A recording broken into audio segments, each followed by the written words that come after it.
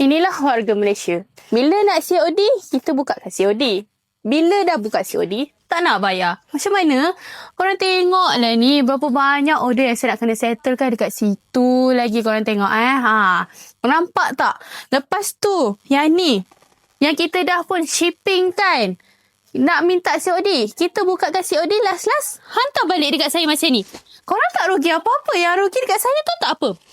Pasal saya ni bukan nak membising. Saya tak nak pun marah. Tapi sebab kos ni dah lebih daripada apa. Saya ni nak bayar host life. Sebab kita pun ada host life. Kita pun ada staff yang handle dekat kita punya butik. Macam-macam lagi.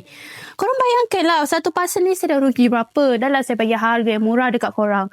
Lepas tu korang pula tak bayar. Korang susahkan saya. Korang susahkan staff-staff saya yang packing. Saya ni bukan tak nak buka COD. Korang tahu tak sebab apa? Bila saya bukakan COD, bila barang tu abang courier kita dah datang collect, nak postagekan kat korang, bila call tak angkat. Alamak, call. Saya tak ada kat rumah, saya dekat luar ni. Boleh tak nak return? Banyak lagi berlambak tau yang saya nak kena handle. Korang faham-faham lah.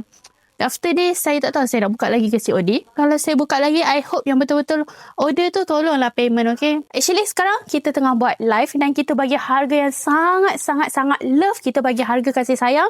Memandangkan hari ini adalah special day untuk saya nak bagi harga yang special untuk korang semua.